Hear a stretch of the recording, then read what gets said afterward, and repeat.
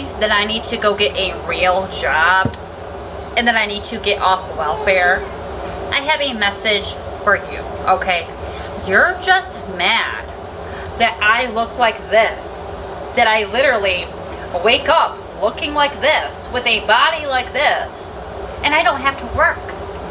You are just mad that you, working 50 hours a week, still trying to pay off a $50,000 college debt. You make less than me, a high school dropout that doesn't have to work a day in her life. I don't even have to leave this house. I don't even have to get off my couch. And I make 4 times the amount that you do in 1 week. In 1 week. $10,000 in welfare every single month for the last 13 years. And you're just mad that you have to go out and work for a living. I don't. Okay? So stop hating on this and clock back in. Hey guys, welcome to Human Scars. Please like, share, and subscribe for more videos.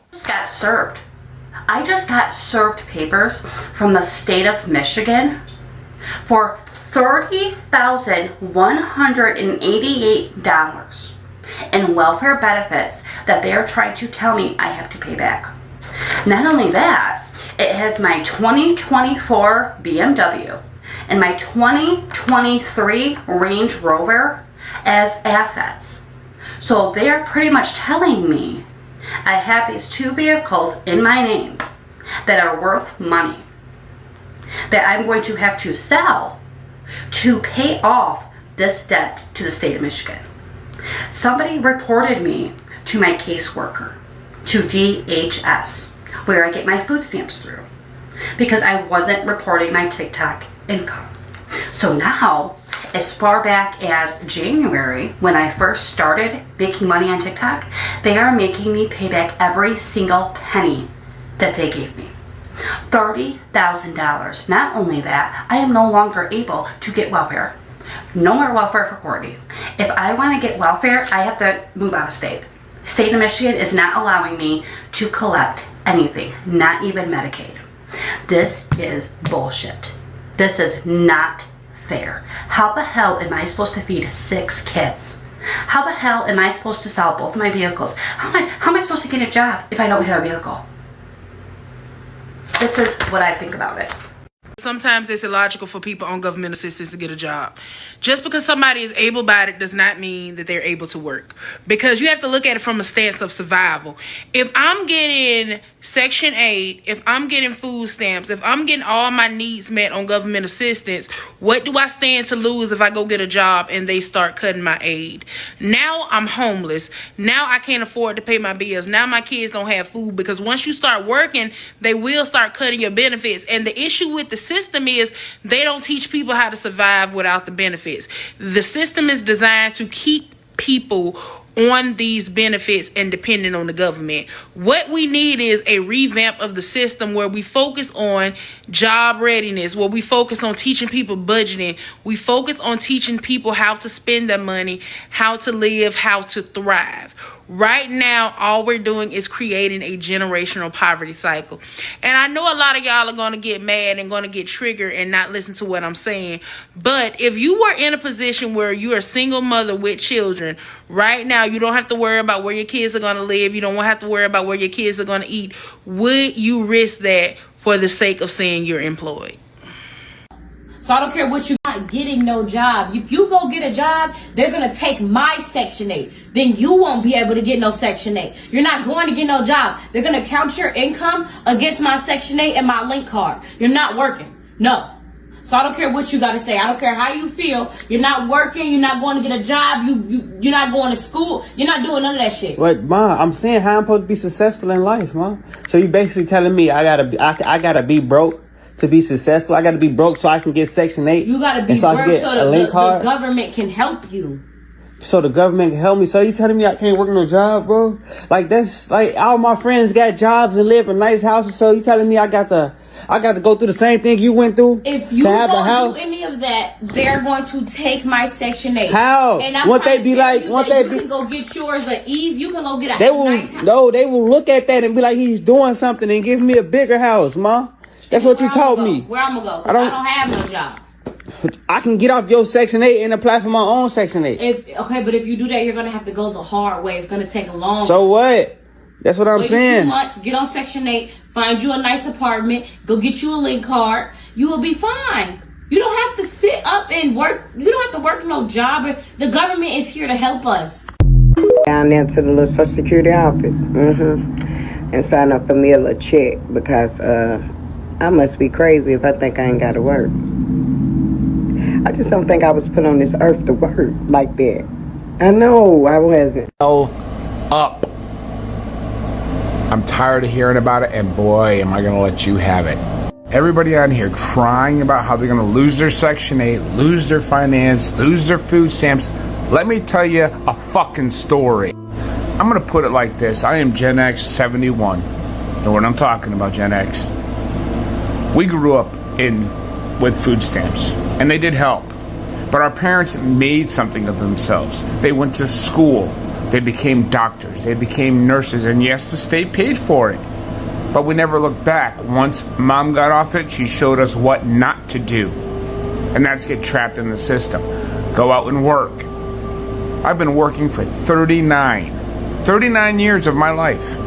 I'm 53. Do the math.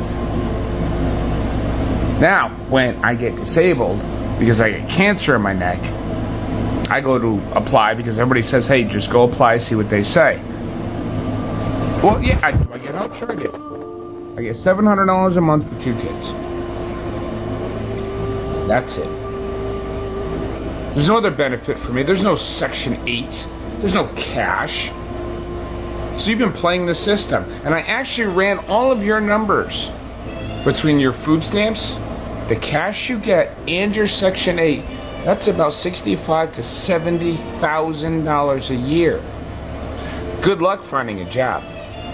Because in this market, See, I'd love to be at work. I really, really would. Doctors say no, not yet. I have to listen to them. My neck is screwed up, this is screwed up, this is screwed up. Nothing I can do about it. But I had to fight to get my rights. I had to fight to get that little bit of food stamps to help me and my kids. A little bit.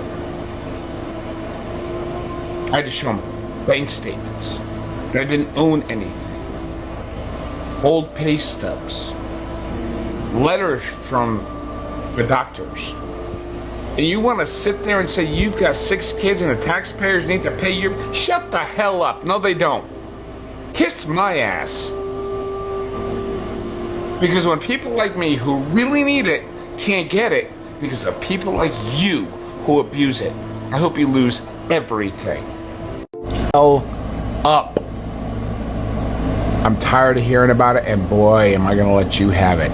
Everybody on here crying about how they're going to lose their Section 8, lose their finance, lose their food stamps. Let me tell you a fucking story. I'm going to put it like this. I am Gen X 71. Know what I'm talking about, Gen X. We grew up with food stamps, and they did help. But our parents made something of themselves. They went to school. They became doctors. They became nurses. And yes, the state paid for it. But we never looked back. Once mom got off it, she showed us what not to do. And that's get trapped in the system. Go out and... I do not need to get a job. I live very comfortably off my EBT and my child support. Sleepy. I'm so tired. Yet and still I gotta get up and punch this clock. Just to get back up and do it all over again. Because you don't make enough money to save and just, make another way. You make just enough money to pay that light bill, that gas bill, that water bill, that phone bill, gas bill, car, whatever. You make just enough money to survive. So you get up every day like a merry-go-round. Punch that clock, get up, do it all over again. Man, y'all know what? I'm about to quit and just go on food stamps and medical and milk that until Trump end that too. What y'all say? Waste, fraud, and abuse. Why do you care? Because I don't think you actually know why you care. I think that MAGA just told you to care. MAGA told you it's not fair that those people get your hard-earned tax dollars, and you said, yeah, that's not fair. But you didn't think for a fucking second, wait, how is it fair that billionaires get my hard-earned tax dollars? Let's just say for a moment that all of the cuts, the hundreds of billions of dollars of cuts that are being made to health, education, and food programs are all coming by eliminating waste, fraud, and abuse. That's not where the cuts are coming from, by the way, but let's just pretend for argument's sake they are. You don't get those savings. Those savings are not coming back to you. You are going to keep paying the same taxes, probably more taxes eventually, and all of those savings are going to billionaires, to the richest people in America, to people like Jeff Bezos, people who are so fucking rich, they could live 10 extravagant lifetimes and never even come close to going through all of their money. You're telling me you're cool if your tax dollars go to them so long as an undocumented kid can't go to the doctor? Is that how fucking horrible of a person you are? Is that the calculus you're making? Because if that is what you think, you better fucking hope there is no heaven, because there ain't no way in hell you're getting in. Thank you guys so much for watching. Don't forget to like, share, and subscribe. Also leave me a comment. Let me know your reaction. See you on the next one.